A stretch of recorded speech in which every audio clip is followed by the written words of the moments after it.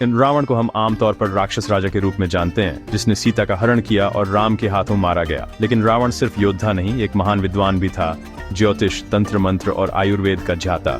उसकी भक्ति से प्रसन्न होकर भगवान शिव ने उसे कई वरदान दिए। रावण ने अपने गहरे ज्ञान को रावण संहिता नामक ग्रंथ में संजोया। ये ग्रंथ साधारण नहीं, इसमें ज्योतिष की भविष्यवाणियां, आयुर्वेदिक उपचार और सबसे रहस्यमय तंत्र मंत्र के गुप्त सूत्र हैं। रावण संहिता में वशीकरण, सम्मोहन और ग्रहों की चाल बदलने के उपाय हैं। लेकिन सबसे खतरनाक है आत्मा आह्वान तंत्र, जिससे मृत आत्मा को बुलाया जा सकता है। ये तंत्र इतना शक्तिशाली है कि जरा सी चूक साधक के लिए जानलेवा हो सकती है।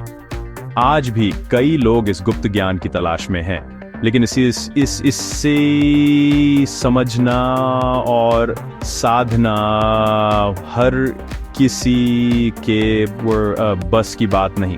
रावण चाहता था कि लोग जाने, वह सिर्फ राजा नहीं, महाज्ञानी भी था। उसका ज्ञान आज भी हमें चौंकाता है और सोचने पर मजबूर करता है कि प्राचीन भारत कितना रहस्यमय था। रावण संहिता का आत्मा आह्वान तंत्र सबसे रहस्यमय अध्याय है। ये मंत्रों का संग्रह नहीं, बल्कि जीवितों और मृतकों के बीच पुल है। कल्पना कीजिए, आप किसी मृत व्यक्ति से बात कर सकते हैं, उनके रहस्य जान सकते हैं। रावण ने इस तंत्र को सिद्ध किया था और आत्माओं से गुप्त जानकारियां हासिल करता था। इस प्रक्रिया के लिए साधक का मन बेहद मजबूत होना चाहिए। डर की कोई जगह नहीं, क्योंकि आत्मा किसी भी रूप में आ सकती है और डरने पर साधक पर हावी हो सकती है। यह तंत्र ऊर्जा और चेतना के सिद्धांत पर आधारित है। मंत्र और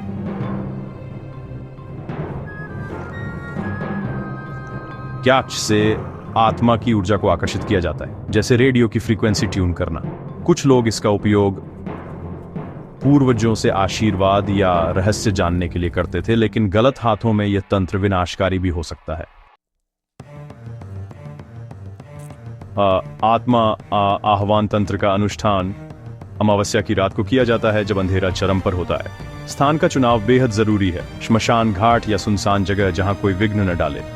साधक काली चादर, सिंदूर से सुरक्षा घेरा, 5 नींबू, सरसों के तेल का दिया, लोबान और फूलों की व्यवस्था करता है। हर सामग्री का अपना महत्व है। काला रंग रक्षा करता है, नींबू नकारात्मक ऊर्जा दूर करता है, दिया आत्मा को आकर्षित करता है। सारी तैयारी के बाद साधक मंत्र जाप शुरू करता है। एयूएम ह्रीं क्लीं अमुकस्य आत्मा आकर्षण कुरु कुरु स्वाहा।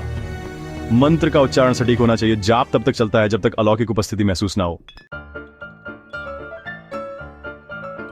केशव नामक साधक ने वर्षों तंत्र मंत्र सीखा और आत्मा आह्वान तंत्र की जिज्ञासा में अमावस्या की रात श्मशान पहुंचा। उसने काली चादर बिछाई, सिंदूर से घेरा बनाया, नींबू, दिया और अन्य सामग्री रखी। रात के सन्नाटे में केशव ने मंत्र जाप शुरू किया। उसका दिल धड़क रहा था, लेकिन वह डटा रहा।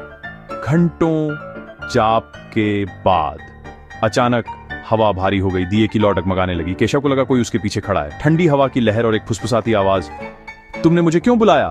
आवाज जानी पहचानी थी, लेकिन उसमें अजीब खालीपन था। डर के बावजूद केशव ने अपना सवाल पूछा। जो जवाब मिला उसने उसकी जिंदगी बदल दी। उस रात के बाद केशव कभी पहले जैसा नहीं रहा। उसने उस रहस्य को छू लिया था जो जीवितों की दुनिया से परे था। केशव की कहानी दिखाती है, आत्मा आह्वान तंत्र सिर्फ प्रक्रिया नहीं, एक दरवाजा है दूसरी दुनिया की ओर। रावण ने इस ज्ञान को साधा, लेकिन उसके पास असाधारण शक्ति और साधना थी। आज क्या कोई साधारण इंसान इस रास्ते पर चल सकता है? ये ज्ञान दोधारी तलवार है। सही हाथों में रहस्य खोल सकता है, गलत हाथों में विनाश ला सकता है। रावण संहिता सिखाती है, शक्ति से ज्यादा जरूरी है उसका जिम्मेदार उपयोग। श्मशान, काली चादर, नींबू, ये सिर्फ सामग्री नहीं, चेतावनी है कि यह साधना गंभीर है। तो सवाल है, क्या यह अंधविश्वास है या भूला हुआ विज्ञान? अगर मौका मिले, क्या आप इस रहस्य को आजमाना चाहेंगे?